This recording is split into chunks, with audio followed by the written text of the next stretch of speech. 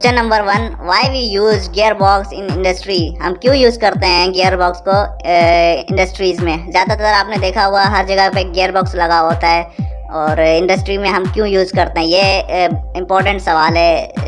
Interview में पूछा जाता है हर बार कि हम गियर बॉक्स को इंडस्ट्रीज़ में क्यों यूज़ करते हैं। तो इसका सिंपल जवाब ये है, दो इसके जवाब हैं। एक ये है कि reduce rotational speed, rotational speed को कम करता है, जिससे हम इसकी आरपीएम रेशो के हिसाब से हम इसके आरपीएम कैलकुलेट करते हैं। और बी नंबर में ये पॉइंट देना है आपने, ट्रांसमिट हाई टॉर्क।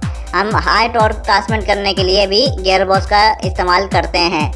एक पॉइंट पे आप देना है कि रिड्यूस रोटेशनल स्पीड, और रोटेशनल स्पीड को कम करता है, और बी ट्रांसमिट हाई टॉर्क। तो ये दो इसके बेसिकली जवाब हैं। Question number 2, where is application of one wheel gear box. One wheel gear box कहाँ कहाँ यूज़ होता है इंडस्ट्री में, ठीक है। ये भी एक सवाल आता है कि वन व्हील का हम कहाँ एप्लीकेबल होता है वन व्हील गियर बॉक्स। तो one wheel basically conveyor belt में इस्तेमाल होता है, लिफ्ट में इस्तेमाल होता है, रोटरी वॉल में इस्तेमाल होता है, बकेट एलिवेटर में इस्तेमाल होता है। इसमें यह होता है कि वन व्हील क्या होता है, इसमें कन्वेयर बेल्ट में इसलिए इस्तेमाल होता है, इसमें सेल्फ लॉकिंग होता है, जिसकी वजह से हम मशीन को जहाँ स्टॉप करते हैं ये वहीं पे स्टॉप हो जाता है, ठीक है। आपको अगर इंटरव्यू में ऐसा कोई सवाल आता है कि वन व्हील की एप्लीकेशन कहाँ कहाँ है, तो आपने ये सिंपल जवाब देना है, कन्वेयर बेल्ट में, लिफ्ट में है, रोटरी वॉल में है, बकेट एलिवेटर में है। Question number 3, is one wheel gear box rotate in reversible direction.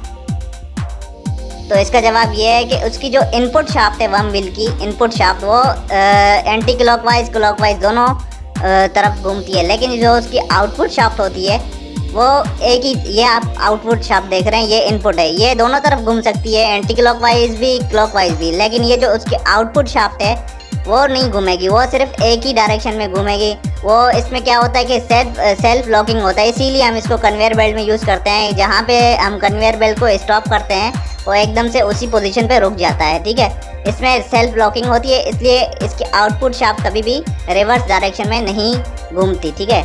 ये इसका बेसिक जवाब है। क्वेश्चन नंबर 4 है, which material is use for वम शाफ्ट एंड वम गियर। ठीक है, आपने देखा होगा कि वम शाफ्ट और वम गियर के लिए कौन सा मटेरियल यूज़ होता है, ठीक है। और इसका जवाब ये है कि हार्ड मटेरियल जो है वो वम शाफ्ट के लिए होता है, जबकि सॉफ्ट मटेरियल वो वम गियर के लिए होता है, ठीक है। इसका बेसिक जवाब ये है। क्वेश्चन नंबर 5 है, what is the main reason behind one wheel gear box failure. अच्छा, ये गियर बॉक्स फेलियर होने के क्या कारण हो सकते हैं। तो इसमें सबसे बड़ी चीज़ ये है कि लैक ऑफ लुब्रिकेशन होता है, ठीक है। लुब्रिकेशन ना होने की वजह से क्या होता है कि गियर की जो फ्रैक्शन है वो बढ़ जाती है, फ्रैक्शन बढ़ने के बाद गियर फेलियर हो सकता है। और दूसरा पार्ट आप ये दे सकते हैं कि ये ब्रेदर जो लगा होता है गियर बॉक्स में, ये चॉक हो जाता है डस्ट की वजह से, जिसकी वजह से डस्ट होने की वजह से क्या होता है कि प्रेशर, ऑयल का प्रेशर और टेम्परेचर बढ़ता है। एक वक्त आता है कि ऑयल की सीलें और वहाँ से ऑयल लीक हो जाता है, ठीक है। लीक होने की वजह से क्या होता है कि वो लुब्रिकेट नहीं रहते आपस में गियर, इसी की वजह से हमारे गियर बॉक्स ज़्यादातर फेलियर होते हैं। क्वेश्चन नंबर 6 है, worm gear is also known as dash in industries. ठीक है, वम व्हील को एक और नाम से भी पुकारा जाता है वम गियर को, तो उसका जवाब है वम व्हील, ठीक है। वम गियर को हम वम व्हील भी इंडस्ट्रीज़ में कहते हैं। क्वेश्चन नंबर 7 है, which gear box is easy for dismantling and assembling. ठीक है, इन दोनों में से कौन सा गियर बॉक्स ईजी है जिसको हम असेंबल भी कर सकें आराम से और डिसमेंटल भी कर सकें। तो ज़्यादातर ये जो आप देख रहे हैं ये प्लेंट्री गियर बॉक्स है, ये बहुत मुश्किल होता है क्योंकि इसमें गैस का वेब होता है ज़्यादातर। और ये वम व्हील अकॉर्डिंग टू मी कि ये बहुत ईजी होता है इसको डिसमेंटल और असेंबल करना। ठीक है, question number 8, how to find gear box ratio without name plate. एक सवाल है कि आप गियर बॉक्स का रेशो कैसे फाइंड करेंगे अगर वहाँ पे किसी वजह से जो है नेम प्लेट नहीं है उसके ऊपर, तो आप किस तरह से गियर बॉक्स का रेशो फाइंड कर सकते हैं। उसमें आप ये कर सकते हैं, ये इनपुट शाफ्ट है जो, इसको आप जितने चक्कर घुमाएंगे आउटपुट शाफ्ट एक चक्कर घूमेगी तो वो इसका गियर बॉक्स रेशो हो जाएगा, ठीक है। मिसाल के तौर पे मैंने इसको 15 मरतबा घुमाया इनपुट को और ये हमारी आउटपुट एक मरतबा घूमी, तो ये क्या हो गया 15:1, ठीक है।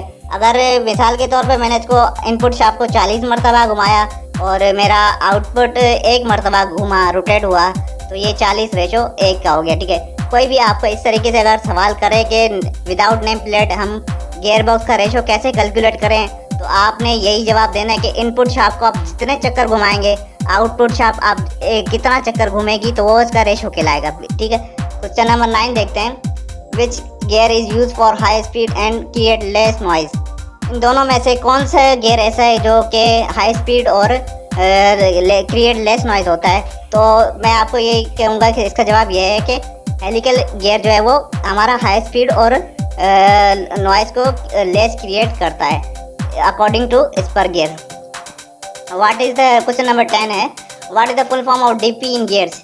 इसका जवाब आपने मुझे कमेंट करके बताना है और देखते हैं कि किस किस का सवाल इसका जवाब जो है वो कौन कौन सही दे पाता है। उम्मीद करता हूँ ये आप मुझे अपना आंसर जो है कमेंट सेक्शन में बिलो कमेंट सेक्शन में ज़रूर देंगे और उम्मीद करता हूँ ये वीडियो आपको अच्छी लगी होगी। ठीक है, वीडियो अच्छी लगी तो लाइक और शेयर ज़रूर कीजिएगा और चैनल पर नए हैं तो सब्सक्राइब भी ज़रूर कीजिएगा। मिलते हैं फिर नेक्स्ट वीडियो में। ओके, अल्लाह हाफिज़।